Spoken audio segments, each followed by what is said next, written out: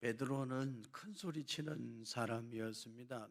나는 주를 버리지 아니하겠나이다. 다 주를 버릴지라도 나는 주님 버리지 않습니다. 다른 제자들은 몰라요. 다른 제자들은 주님 배신할 수 있지만 나는 주님 배신하지 않습니다. 내가 누구입니까? 수제자 베드로 아닙니까? 나는 믿으셔도 됩니다. 그렇게 베드로는 제법 큰 소리 치는 사람이었습니다. 그런데 그렇게 호언장담했던 베드로가 예수님을 부인합니다. 아주 보기 좋게 실패하고 말았습니다. 요한복음 18장 17절에 기록합니다. 문 지키는 여종이 베드로에게 말하되 너도 이 사람의 제자 중 하나가 아니냐 하니 그가 말하되 나는 아니라 하고, 문 지키는 여자아이 앞에서 베드로가 나는 예수 그런 사람 몰라. 나는 예수의 제자 아니야. 이렇게 말하고 말았습니다. 요한복음 18장 25절부터 27절까지 말씀 우리 함께 읽겠습니다. 시몬 베드로가 서서 불을 쬐더니 사람들이 못돼 너도 그 제자 중 하나가 아니냐.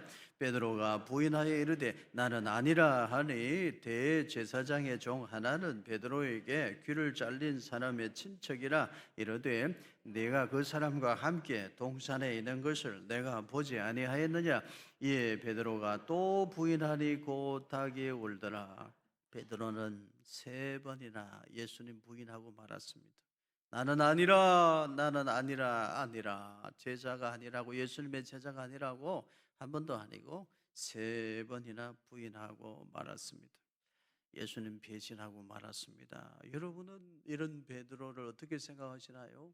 배신자 베드로, 나쁜 인간 이렇게 생각하시나요?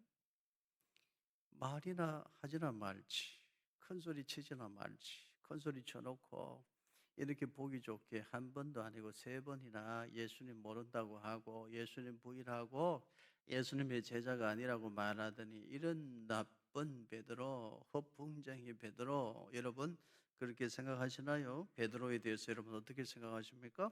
마태복음 26장 75절 우리 같이 읽겠습니다.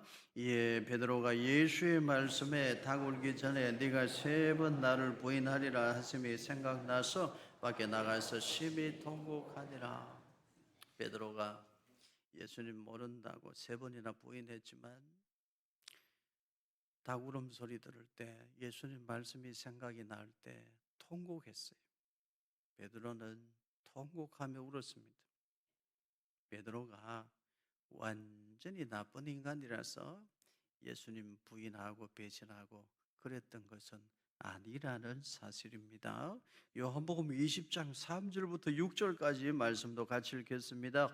베드로와 그 다른 제자가 나가서 무덤으로 갈새 둘이 같이 다름질하더니 그 다른 제자가 베드로보다 더 빨리 달려가서 먼저 무덤에 이르러 구부려 세마포 놓인 것을 보았으나 들어가지는 아니하였더니 시몬 베드로는 따라와서 무덤에 들어가 보니 세마포가 놓였고 예수님 무덤으로 베드로는 달려갔어요. 예수님 시신이 보이지 않는다는 소식 듣고 베드로는 달렸어요.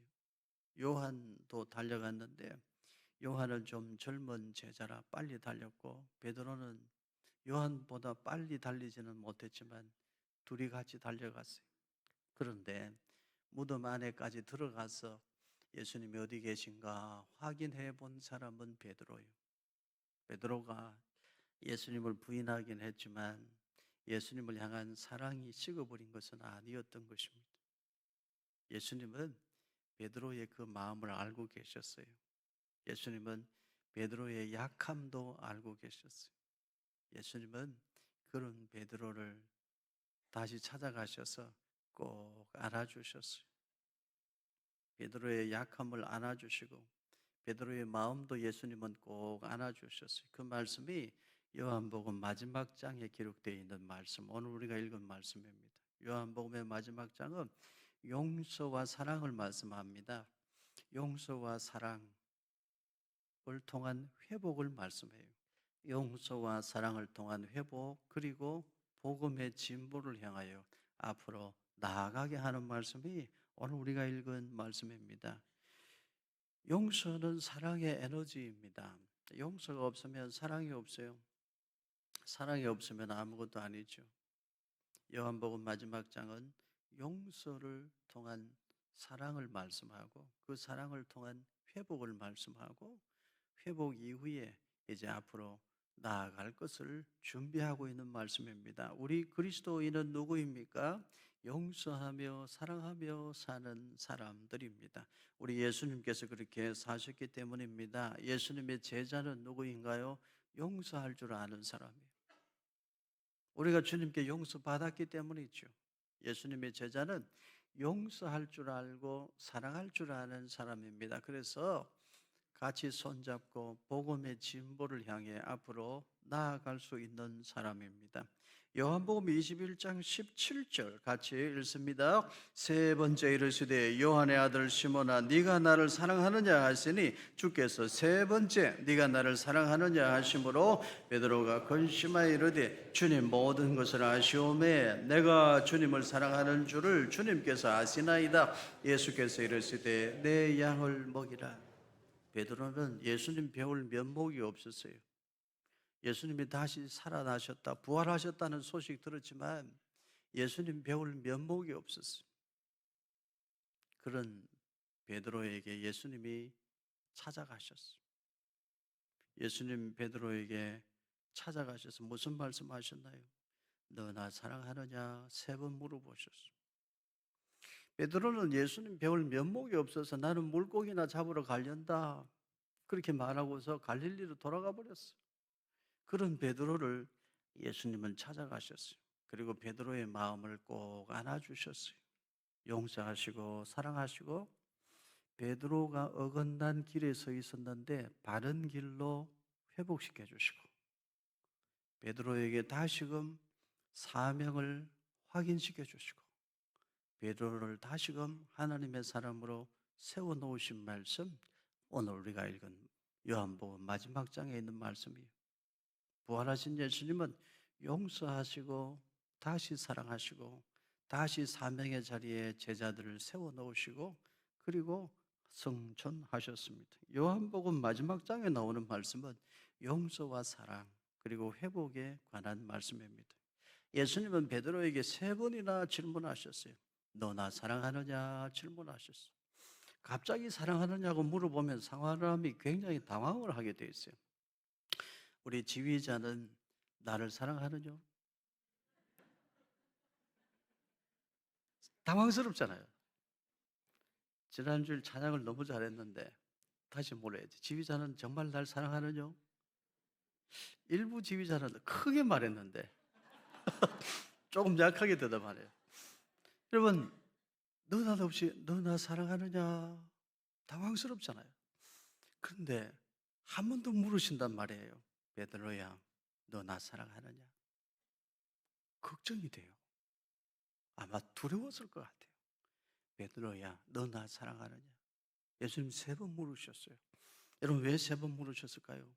베드로가 예수님 3번 부인했으니까 베드로야, 너 나 3번 부인했지? 너도 3번 당해봐라.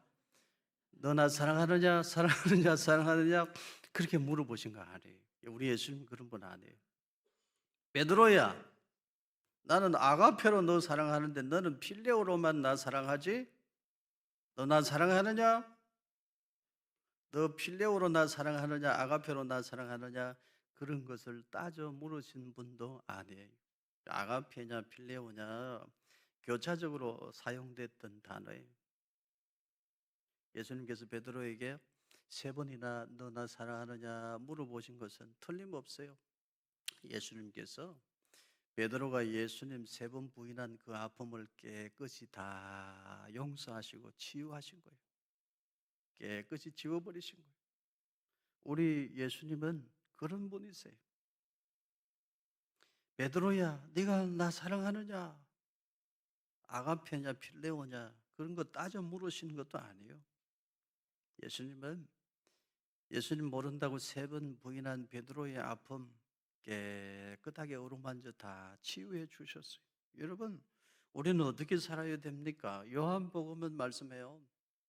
예수님은 말씀의 육신이 되어 우리 가운데 오신 분이라고 말씀합니다. 예수님은 우리 가운데 오셔서 하나님을 보여주시는 분이고 하나님이 누구신지 가르쳐 주시는 분이세요. 그분은 흑암 중에 있는 우리에게 오셔서 하나님을 보여주심으로 우리에게 빛이 되어 주셨고 우리에게 생명을 주셨어요. 예수님이 세상에 오셔서 유월절 어린 양으로 자신을 십자가에 매달아 우리의 죄짐을 다 짊어지고 가심으로 우리를 완전히 죄에서 용서해 주시고 가셨어요. 그리고 우리를 사랑해 주시고 가셨어요. 우리에게 하나님 앞으로 가는 길 만들어 주시고 그리고 부활하셨어요. 우리는 그 예수님이 다시 오실 그날을 기다리며 살아가고 있는 중입니다. 우리 어떻게 살아야 될까요? 예수님이 마지막에 보여주신 모습 그대로 살아야 돼요. 어떻게 살아야 돼요? 용서하고 다시 살아가고 함께 손잡고 복음의 진보를 향해 앞으로 함께 나아가는 삶, 그것이 오늘 우리의 삶이 되어야 할 줄로 믿습니다.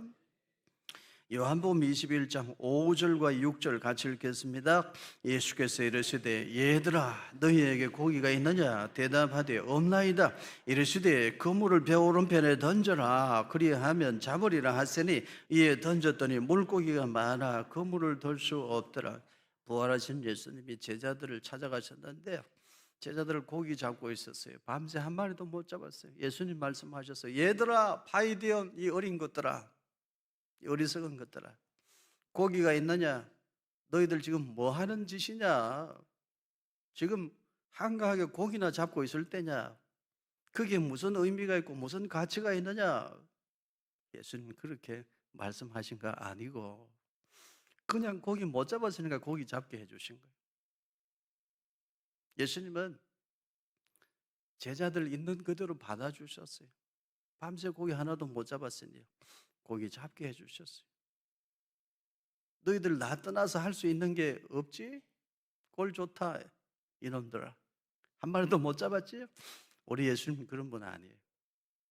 밤새 한 마리도 못 잡았으니 고기 잡게 해주신 거예요. 예수님은 제자들 있는 그대로 받아주셨어요. 그리고 고기를 잡게 해주셨어요. 여러분 이것을 기억하시기를 바라요. 한번 싸웠다고 다투었다고 평생 등 돌리고 얼굴 안 보고 살 거야. 그렇게 살지 않기를 바라요. 예수님이 우리에게 그렇게 하셨다면 우리 어떻게 지금 하나님 앞에 나와 예배 드릴 수 있겠습니까? 언제 회의할 때 저 집사는 내 의견에 반대 의견을 낸 사람이야. 두고 보자. 평생 원수로 지낼 거야. 그리스도인 아니야. 예수님 모르는 사람이야. 한 번 다투었다고 얼굴 평생 안 보고 살겠다. 그런 생각 품지도 말고 그런 말도 하지도 말고 그런 유치한 삶에서 벗어나시기를 바라요. 요한복음 21장 9절도 같이 읽습니다. 육지에 올라보니 숯불이 있는데 그 위에 생선이 놓였고 떡도 있더라. 부활하신 예수님은 제자들을 찾아가셨어. 왜 찾아가셨을까요? 성경을 읽어보세요. 형편없는 제자들 다시 교육시켜야지. 따져야지. 너희들 꼴 좋다. 그렇게 건소리 치더니 내가 3년 동안 가르치고 교육했는데 결과가 이거냐? 다 나 버리고 도망가더라. 그렇게 원수 갚아주려고 제자들 책망하려고 예수님 찾아가신 것이 아니고 부활하신 예수님이 제자들을 다시 찾아가신 이유가 있어요. 뭘까요, 여러분? 성경을 보면 참 놀라워요. 따뜻한 밥 한 끼 먹이려고 예수님 제자들을 찾아가셨대. 원수 갚아주려고 찾아가신 게 아니에요. 손수 따뜻한 밥 한 끼 저어서 그 못난 제자들 먹이려고 부활하신 예수님은 찾아가셨어요. 예수님은 배신자들, 그 형편없는 제자들을 위해서 숯불을 피우고 그 숯불 위에 떡도 굽고 생선도 굽고 밥상을 차려 주셨어요. 요한복음 21장 12절 같이 읽습니다. 예수께서 이르시되 와서 조반을 먹으라 하시니 제자들이 주님이신 줄 아는 거로 당신이 누구냐 감히 묻는 자가 없더라. 예수님은 손수 숯불을 피우시고 아침 밥상을 차리셨어요. 저는 갈릴리 호숫가에 처음 성지순례 갔을 때 열심히 찾아봤어요. 예수님이 어디서 숯불을 피우셨을까? 그게 숯불 피우기가 쉽지 않았을 것 같더라고요. 숯불 피우는 게 쉽지 않아요, 여러분. 요즘은 무슨 번개탄도 있고 불 붙이는 토치도 있어가지고 딱 누르면 그냥 불 잘 붙더라고요. 예수님 당시에 그런 게 없잖아요. 여기저기 나뭇가지 주워다가 공기통할 구멍 만들어 놓고 얼기저기 나무 여기저기 갖다 놓고 불 피우는데 불 소식에도 찾기가 힘들어. 힘들게 불 붙이는데 자꾸 꺼지려고 그래. 불 꺼지면 여러분 어떻게 해야 돼요? 바람을 불어야지. 후 바람을 불어야지. 그러다 보면 연기가 올라와 눈에 눈물이 나잖아요. 눈물도 닦아가면서 후 바람을 불어가며 숯불을 피우고 계시는 예수님을 생각해 보시기를 바랍니다. 그렇게 힘들게 숯불을 피워 그 위에 조심조심 탈까 떡도 굽고 뒤집어 가면서 생선도 굽고 태워버릴까 뒤집어 가면서 열심히 떡도 굽고 생선도 구워서 그 못난 제자들을 위해 아침 밥상을 차리고 계시는 예수님을 여러분 그림으로 여러분 마음속에 딱 그려서 여러분 가슴에 품고 사시기를 바랍니다. 우리 남은 삶의 한 자락이라도 예수님의 그 모습이 우리 삶 가운데 이루어지는 은혜가 있기를 축원합니다. 예수님은 못난 제자들을 찾아가셨어요. 예수님의 손과 발에는 못 박힌 자국이 있어요. 그 상처난 손으로 예수님은 제자들을 위해 숯불을 피우고 밥상을 차려주셨어요. 예수님의 허리에는 창에 찔린 자국이 있어요. 예수님은 그 몸으로 제자들을 꼭 안아주셨어요. 우리 예수님은 그런 분이에요. 우리는 그분의 제자들입니다.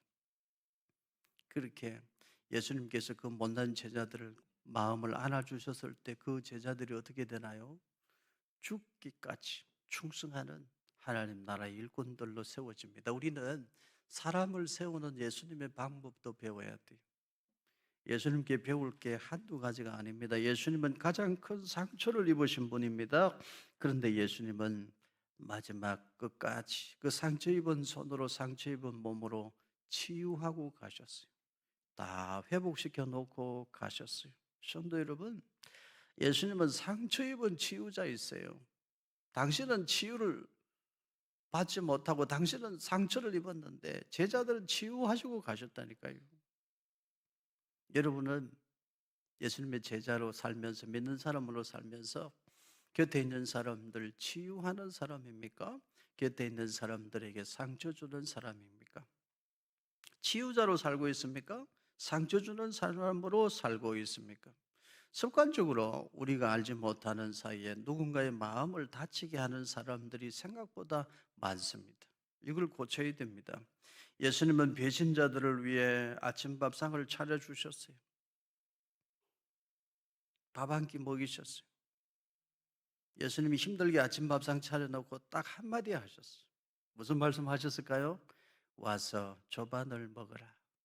우리말로 하면요, 밥 먹자.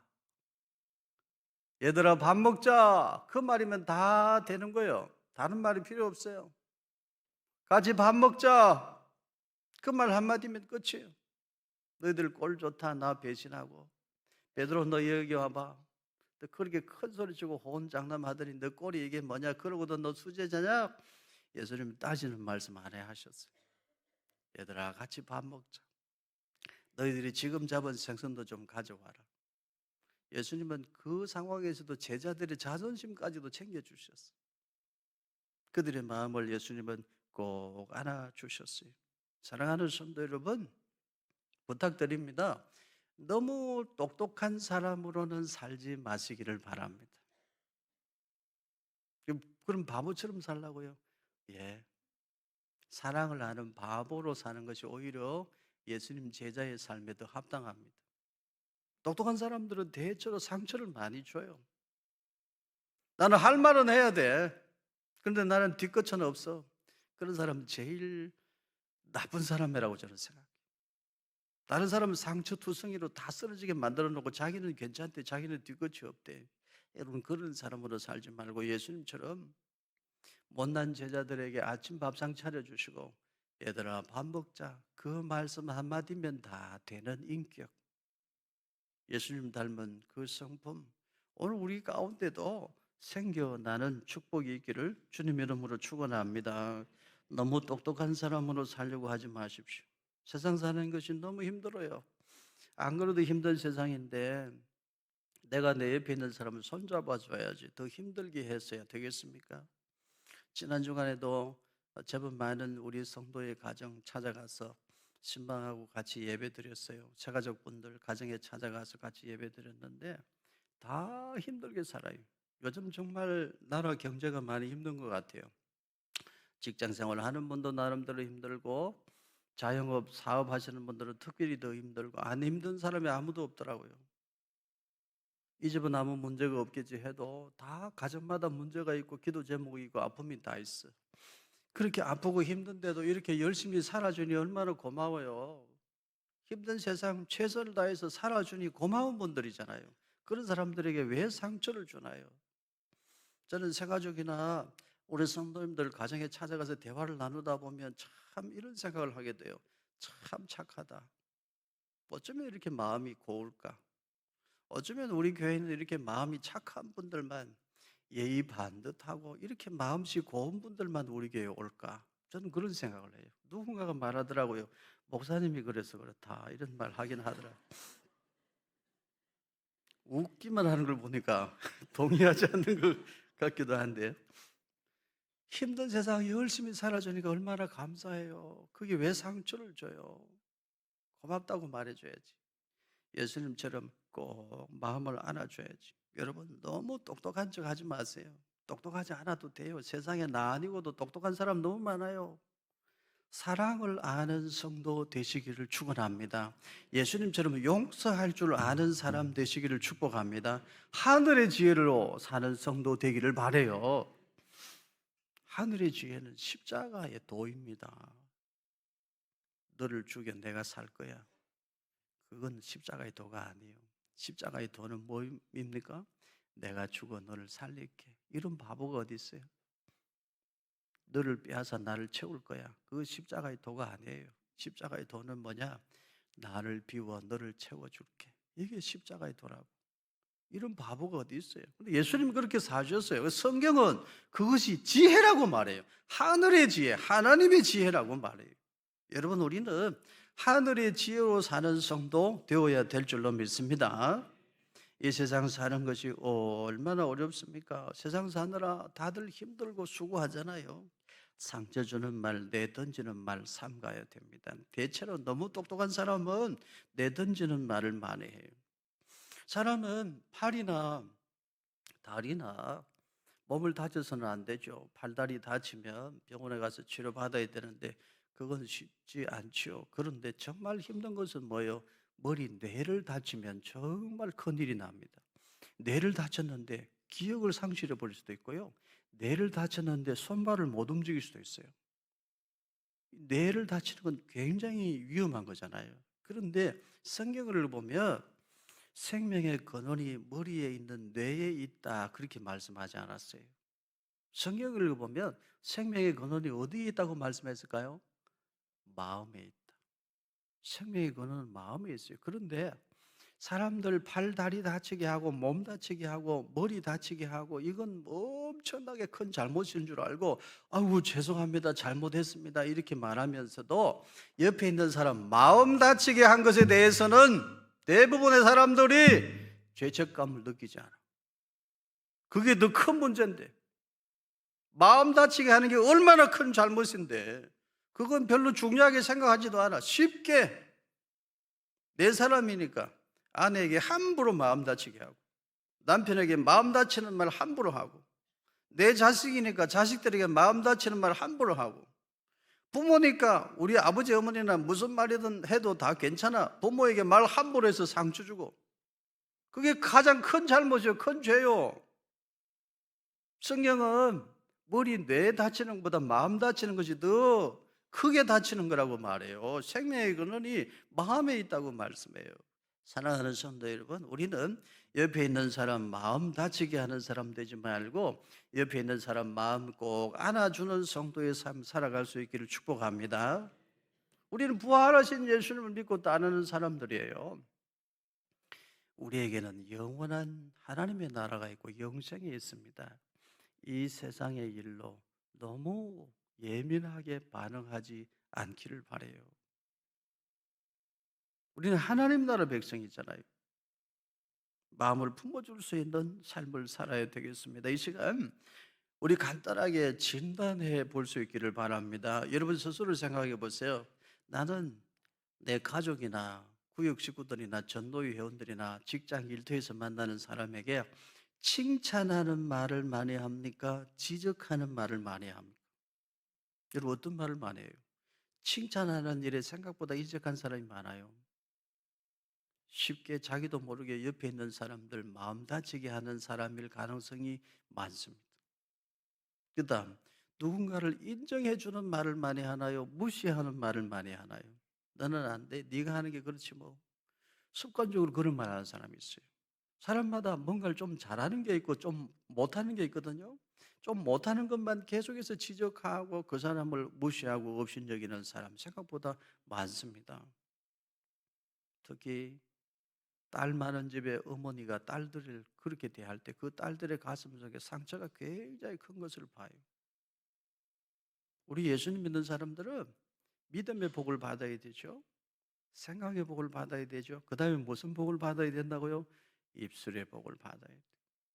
생각보다 많은 사람들이 나는 우리 집안에 누구누구 교회 다니고 누구누구 장로, 권사, 안수집사인데 그 사람 때문에 교회 안 나갑니다. 왜? 그 사람 말이 너무 싫다는 거예요.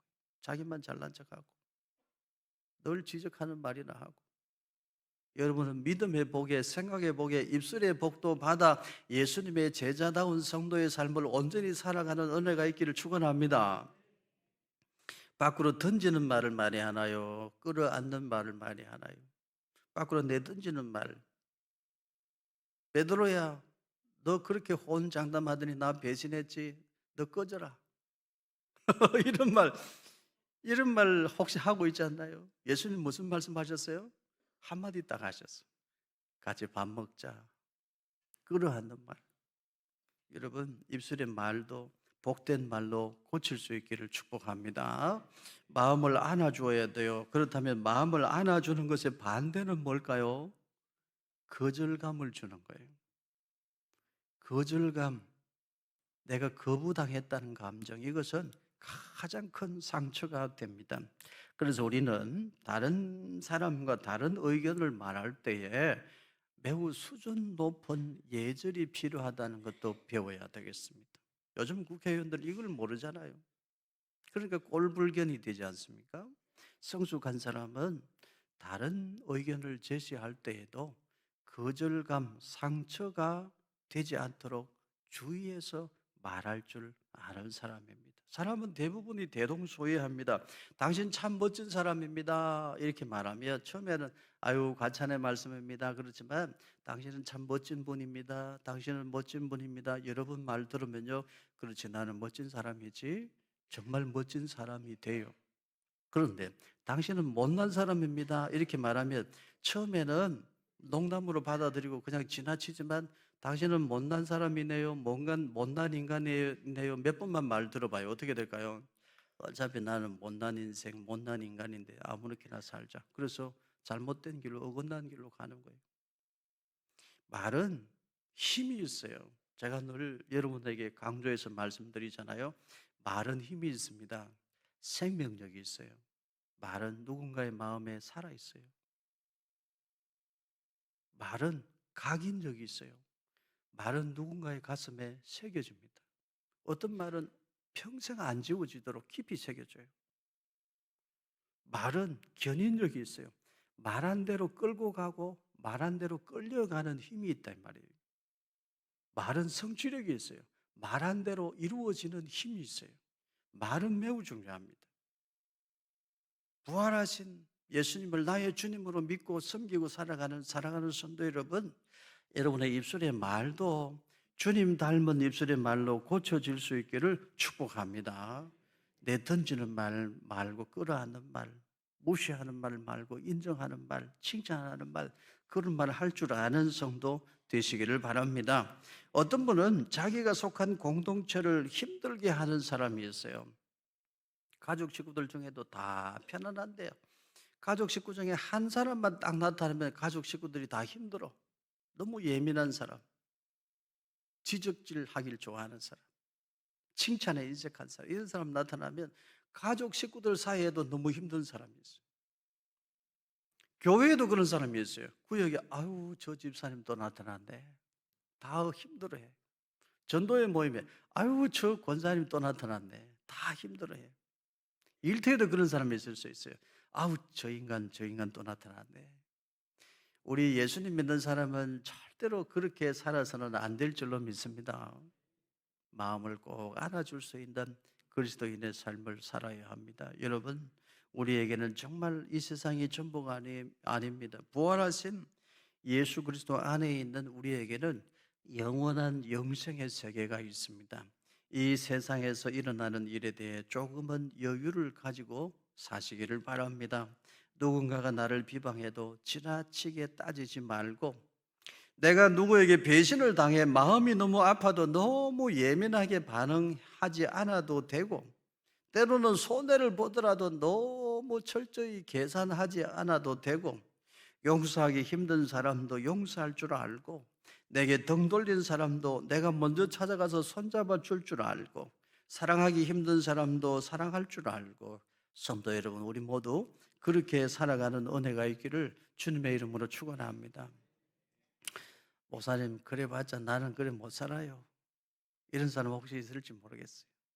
저도 마찬가지예요. 제 힘으로는 못 살아요. 그러나 부활하신 주님 살아계셔서 지금도 우리 곁에, 우리 안에 계시는데, 부활하신 예수님을 내 마음 중심에 모시고 그분을 내 인생의 주인으로 섬기고 그분에게 내 인생을 맡기고 살면 오늘 우리도 예수님 닮은 그 복된 삶 능히 살아낼 수 있는 줄로 믿습니다. 우리 꼭 그렇게 살기를 축복합니다.